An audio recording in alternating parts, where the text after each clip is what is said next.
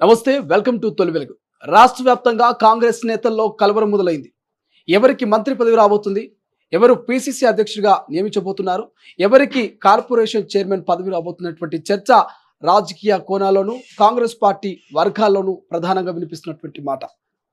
దీనికంటే ముందు ఒక్కసారిగా ఉస్మానియా యూనివర్సిటీ విషయానికి వస్తే, ఉస్మానియా యూనివర్సిటీలో విద్యార్థి నాయకులుగా కాంగ్రెస్ పార్టీ నాయకులు మొదటి నుంచి కాంగ్రెస్ విజయం పట్ల జెండా మోసినటువంటి నాయకులకు అసెంబ్లీ ఎన్నికల్లో టికెట్ ఇవ్వనటువంటి పరిస్థితి.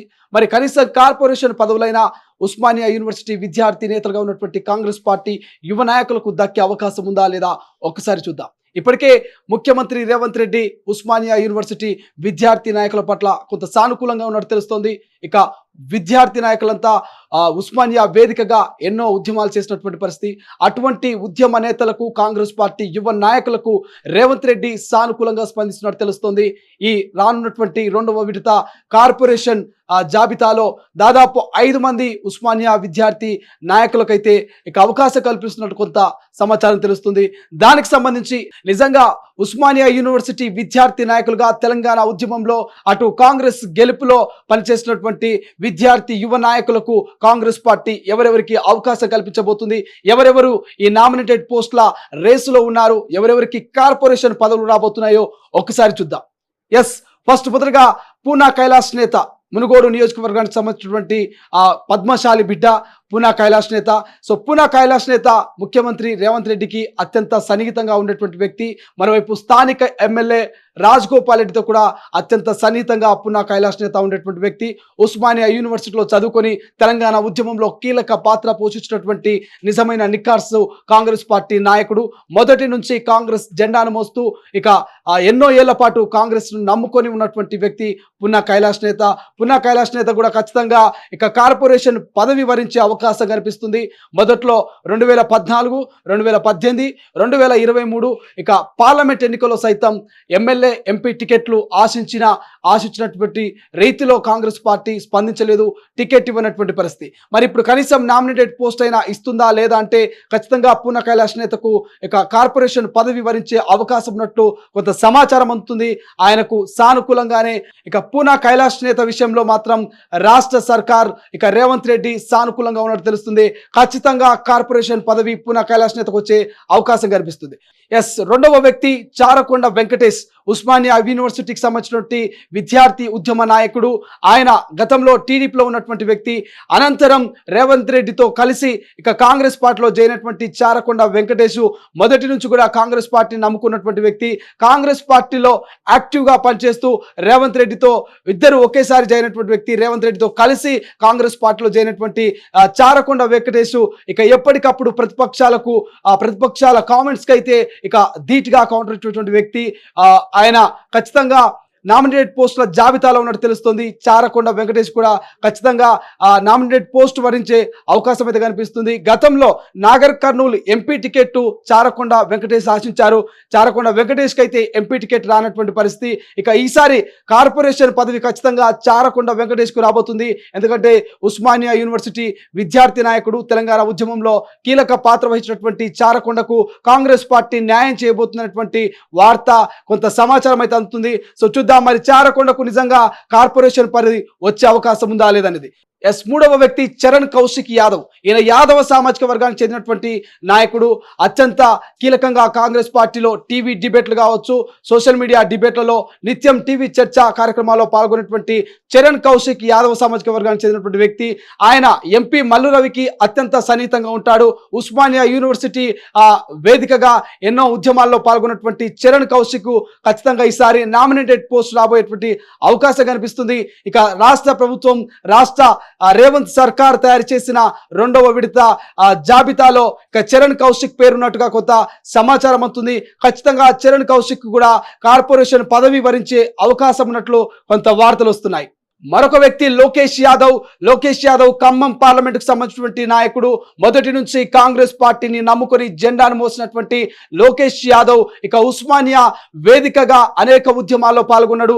జేఏసీ నాయకుడిగా పనిచేసినటువంటి లోకేష్ యాదవ్ ఇక ఉప ముఖ్యమంత్రి బట్టి విక్రమార్కకు అత్యంత సన్నిహితుడిగా బట్టి వర్గంగా పేరొందినటువంటి లోకేష్ యాదవ్ బట్టి పాదయాత్రలో కావచ్చు, ఇక భారత్ జోడో పాదయాత్రలో కీలకంగా పనిచేసినటువంటి లోకేష్ యాదవ్ ఖచ్చితంగా లోకేష్ యాదవ్ కు ఈసారి కార్పొరేషన్ పదవి వరించే అవకాశం అయితే ప్రధానంగా కనిపిస్తుంది.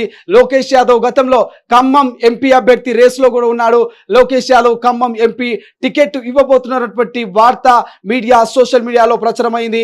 అటువంటి లోకేష్ యాదవ్ కు ఖచ్చితంగా కార్పొరేషన్ పదవి రాబోతున్నటువంటి వార్త ప్రచారం అవుతుంది. మరి చూడాలి లోకేష్ యాదవ్ కు మరి నిజంగా రాష్ట్ర ప్రభుత్వం రేవంత్ సర్కార్ ఒక తెలంగాణ ఉద్యమకారుడికి ఉస్మానియా యూనివర్సిటీ విద్యార్థి ఉద్యమ నాయకుడికి మరి కార్పొరేషన్ పదవి ఇస్తుందా లేదా అనేది. మరో ఓయూ విద్యార్థి నాయకురాలు బాలలక్ష్మి. బాలలక్ష్మి అంటే తెలంగాణ ఉద్యమంలో పాల్గొన్నటువంటి ప్రతి ఒక్కరికి తెలుసు. బాలలక్ష్మి దమ్ము ధైర్యం కావచ్చు, తెలంగాణ ఉద్యమంలో ఆమె కీలక పాత్ర వహించినటువంటి అంశం అందరికీ తెలిసిందే. అటువంటి బాలలక్ష్మి ఇక కాంగ్రెస్ పార్టీలో రేవంత్ ఆధ్వర్యంలోనే కాంగ్రెస్ పార్టీలో జాయిన్ అయింది. రేవంత్ ఆశీస్సుల మేరకే కాంగ్రెస్ పార్టీలో జాయిన్ అయినటువంటి బాలలక్ష్మి ఈసారి ఖచ్చితంగా బాలలక్ష్మి ఒక్కతే ఇక ఉస్మానియా యూనివర్సిటీ విద్యార్థి నాయకుల్లో కాంగ్రెస్ పార్టీలో మహిళగా ఉంది. అటువంటి మహిళ బాలలక్ష్మి ఖచ్చితంగా ఈసారి కార్పొరేషన్ పదవి వరించేటువంటి అవకాశం ఉన్నట్టు తెలుస్తోంది. చూడాలి మరి ఎప్పటికప్పుడు నిత్యం ప్రజల పక్షాన ఉన్నటువంటి బాలలక్ష్మికి ఈసారి మరి ఉస్మానియా యూనివర్సిటీ విద్యార్థి నాయకులైనటువంటి బాలలక్ష్మికి కార్పొరేషన్ పదవి వరిస్తుందనేటువంటి వార్త ప్రచారం అవుతుంది. మరి ఎంతవరకు బాలలక్ష్మికి మరి రాష్ట్ర సర్కార్ న్యాయం చేయబోతుంది, ఎంతవరకు ఉస్మానియా యూనివర్సిటీ విద్యార్థి నాయకులకు కాంగ్రెస్ పార్టీ కోసం కొట్లాడినటువంటి యువ నాయకులకు మరి రాష్ట్ర సర్కార్ నామినేటెడ్ పోస్టులు ఇవ్వబోతుంది అనేది. మరో వ్యక్తి చెనగాని దయాకర్. కాంగ్రెస్ పార్టీ అధికార ప్రతినిధిగా గౌడ సామాజిక వర్గానికి చెందినటువంటి చెనగాని దయాకరు ఇక ఉస్మానియా యూనివర్సిటీ విద్యార్థి నాయకుడిగా నిత్యం విద్యార్థుల సమస్య పట్ల అటు నిరుద్యోగులు ఇటు విద్యార్థుల సమస్యలపై నిత్యం ఫైట్ చేసేటువంటి వ్యక్తి. రీసెంట్గా గ్రూప్ 1, గ్రూప్ 2, గ్రూప్ 3 డిఎస్సికి సంబంధించినటువంటి ఇష్యూ మీద ప్రభుత్వంపై ఇక ప్రభుత్వంతో సానుకూలంగా ఉండి విద్యార్థుల సమస్యను పరిష్కరించడంలో కీలక పాత్ర పోషించినటువంటి చెనగాని దయాకర్ విద్యార్థి ఉద్యమ నాయకుడిగా పనిచేశాడు. అటువంటి చెనగాని దయాకర్ కూడా ఖచ్చితంగా కార్పొరేషన్ పదవి రాబోతున్నటువంటి సమాచారం వస్తుంది. ఖచ్చితంగా చెనగాని దయాకర్ కూడా నామినేటెడ్ పోస్టుల రేస్లో ఉన్నట్టు మనకు స్పష్టంగా తెలుస్తోంది. ఇక నెక్స్ట్ దుర్గం భాస్కర్ అందరికీ తెలిసినటువంటి వ్యక్తే. తెలంగాణ ఉద్యమంలో కీలక పాత్ర పోషించినటువంటి దుర్గం భాస్కర్ కాంగ్రెస్ పార్టీలో యాక్టివ్గా పనిచేస్తూ ఎప్పటికప్పుడు ప్రతిపక్షాల్ని విమర్శిస్తూ ప్రతిపక్షాల్ని ప్రశ్నిస్తూ వస్తున్నటువంటి దుర్గం భాస్కర్ కూడా ఇక నామినేటెడ్ పోస్టుల జాబితాలో పేరున్నట్టు తెలుస్తోంది. ఆయన కూడా కార్పొరేషన్ పదవుల రేసులో ఉన్నట్టు తెలుస్తోంది. మరి దుర్గం భాస్కర్ కు అవకాశం ఇచ్చే పరిస్థితి మనకు కనిపిస్తుందా? మరి కేవలం ఓయూ విద్యార్థి నాయకులు దాదాపు 10 మంది ఆశావాహులుంటే 10 మందిలో కేవలం 5 మందికి మాత్రమే రాష్ట్ర సర్కార్ రేవంత్ సర్కార్ నామినేటెడ్ పోస్టులు ఇవ్వబోతున్నట్టు కొంత సమాచారం తెలుస్తుంది. మరి ఈ 5 మంది అదృష్టవంతులు దుర్గం భాస్కర్ ఉన్నాడా లేదా చూడాల్సిన అవసరం ఉంది. మరో వ్యక్తి మానవతరాయ్ అందరికీ తెలిసిన వ్యక్తే. మొదటి నుంచి కాంగ్రెస్ లో ఉన్నటువంటి వ్యక్తి, కాంగ్రెస్ జెండాను మోసి కాంగ్రెస్ ని నమ్ముకున్నటువంటి వ్యక్తి. అటువంటి మానవతరాయ్ ఇక ఎన్నికల ముంగల టికెట్ ఇవ్వని నేపథ్యంలో పార్టీ మారి బీఆర్ఎస్ లోకి వెళ్ళాడు. అనంతరం బీఆర్ఎస్ లో ఒక నెల రోజుల పాటే కంటిన్యూ అయినటువంటి మానవతరాయ్ తిరిగి మళ్ళీ కాంగ్రెస్ గూటికి చేరుకున్నారు. గతంలో పార్టీని వీడేటప్పుడు పిసిసి అధ్యక్షుడిగా ఉన్నటువంటి రేవంత్ రెడ్డిని అనేక మార్లు దూషించాడు, అనేక ఆరోపణలు చేశాడు, అనేకమైనటువంటి మాటలు ఇక రేవంత్ను తిట్టినటువంటి సందర్భం. అనంతరం మళ్ళీ తిరిగి ఒక నెల వ్యవధిలోనే కాంగ్రెస్ గూటికి చేరుకున్నటువంటి మానవతరాయ్ మరి ఉస్మానియా విద్యార్థి నాయకుడిగా ఉద్యమంలో కీలక పాత్ర పోషించినటువంటి మానవతరాయ్ ఒక జేఏసీని కూడా నడిపించాడు. అటువంటి ఉస్మానియా అంటే ఓయూ విద్యార్థి నేతకు మరి తిరిగి పార్టీలోకి వచ్చినటువంటి మానవతరాయ్కి నిజంగా కార్పొరేషన్ పదవి వస్తుందా లేదన్నటువంటి అనుమానాలు వ్యక్తమవుతున్నాయి. మరి ఒకసారి చూడాల్సిన అవసరం ఉంది. మానవతరాయ్ పార్టీ మారిన వ్యక్తిగా మరి రేవంత్ పై ఆరోపణలు చేసిన వ్యక్తిగా నిజంగా నామినేటెడ్ పోస్టులు ఇస్తారా లేదా చూడాల్సిన అవసరం ఉంది.